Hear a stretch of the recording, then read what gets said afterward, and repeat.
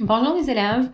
Vous avez maintenant été capable de créer une page web qui ressemble un peu à ceci. Donc vous avez un titre, vous avez un lien, vous avez une liste, vous avez un paragraphe. Vous avez maintenant aussi incorporé une vidéo et une image. OK?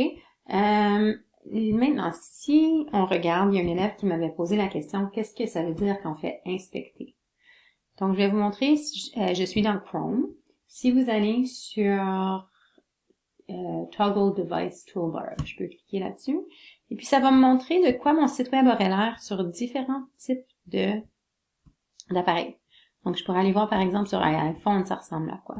Ça ressemble à quoi sur un iPad? OK? Donc, ici, c'était quand même... Ça avait l'air correct sur mon ordinateur.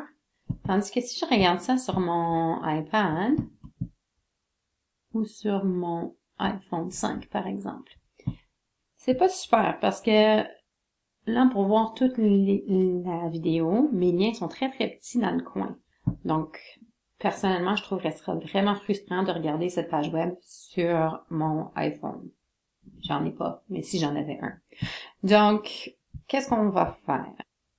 Ce qui est le fun, c'est que on n'a pas besoin de toujours réinventer la roue. Et si on regarde sur notre site préféré pour la création de site web, on voit quelque chose qui s'appelle Bootstrap. Ça dit Learn Bootstrap. Alors Bootstrap, on a deux versions, Bootstrap 3 et 4. Moi, j'ai choisi pour notre gabarit d'utiliser Bootstrap 3 parce que il est plus testé que l'autre, mais si vous êtes des experts, là, sentez-vous à l'aise de faire d'autres choses. Alors, Bootstrap, ce que c'est du code organisé déjà pour nous. OK? Donc, c'est ce qu'on appelle en anglais un framework. OK? Ou c'est comme un encadrement du code qui fait en sorte que notre page va être, en anglais, on dit responsive. En français, on dit adaptative. OK? Donc, je veux faire sûr que mon code s'adapte dépendamment de quel type d'électronique que j'utilise, que ce soit mon téléphone, mon ordinateur, mon iPad. Donc, si on clique sur Try It Yourself, l'idée derrière Bootstrap, OK, c'est que si j'étire ici, je vois que j'ai mes colonnes 1, 2, 3, une à côté de l'autre, puis j'ai un beau titre en haut. Donc là, je serais peut-être en train de regarder ça sur mon ordi. Si je change d'appareil et je le regarde sur mon téléphone, mes colonnes deviennent une en dessous de l'autre au lieu. OK? Donc ça, c'est une communauté de gens qui ont vraiment travaillé ce type de code et c'est tout organisé déjà pour nous. Donc, on peut venir, il y a plein de choses là-dedans qu'on ne connaît pas. Mais c'est pas grave parce que vous allez apprendre que quand on peut, même si on comprend le concept de base sans nécessairement tout comprendre, par exemple, ici, je vois des choses comme div. On utilise beaucoup la balise div dans Bootstrap. Même si vous comprenez pas tout, on peut toujours aller rechercher si vous êtes intéressé à comprendre qu'est-ce qui se passe, c'est quoi cette histoire-là du div, et puis ça nous l'explique. OK? Donc, c'est une section qui va... c'est une section du site web. On peut diviser chaque partie du site web dans des blocs.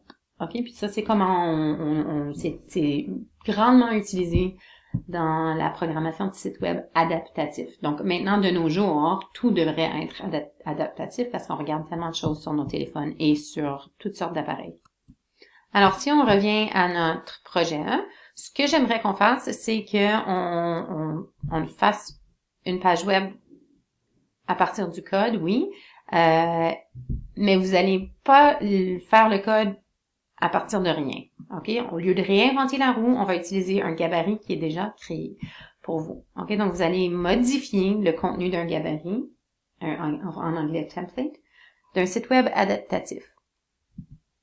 Alors, ce que vous allez faire, c'est que vous allez aller sur un site web qui s'appelle GitHub. Puis c'est moi qui ai mis sur ce site. On va le voir. J'ai mis un gabarit. Oups. Un gabarit ici. Projet sommatif.html. Donc, si tu cliques là-dessus, et on peut même cliquer sur Raw, tu vas voir tout le code. OK, donc tout ça, c'est le code que tu vas utiliser pour créer ta page web. Donc, tu peux le copier. Donc, je vais tout sélectionner. CTRL-A, CTRL-C. Et puis, je pourrais commencer un nouveau document. OK? Donc, c'est une nouvelle page web que tu vas créer. Puis, on peut l'appeler fichier enregistré sous. Et puis, vous pouvez l'appeler ce que vous voulez. Par exemple,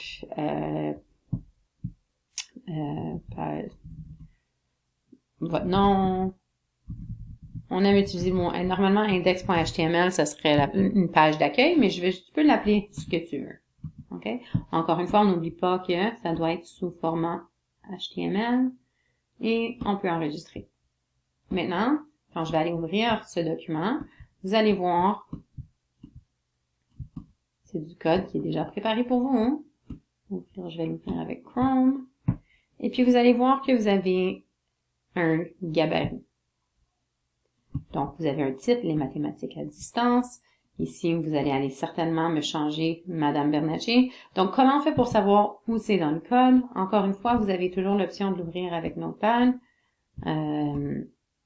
pour aller jouer avec le code. Donc, je vais aller l'ouvrir encore une fois. Pour ceux qui utilisent Windows Notepad, les autres, vous savez. Je vais tous les fichiers et je vais trouver ici. Et puis, on peut utiliser CTRL F pour trouver les choses. Donc, si tu veux changer par Madame Bernatchez, tu peux aller cliquer et voir. OK? Ah, c'est dans une balise paragraphe. Donc, je sais pas par Madame Bernatchez, mais c'est par ton nom. Tu pourras aller le changer. Puis, une fois que je change ça ici, ça va changer dans le code. OK? Puis, c'est encore la même chose. Premier concept mathématique. On va aller changer ça et on va lui donner le vrai nom que vous allez avoir dans la directive de votre projet. Donc, c'est dans une balise H2. On va changer ça. OK?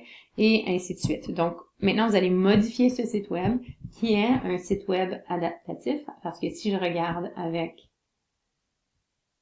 Inspecter, je vais cliquer ici.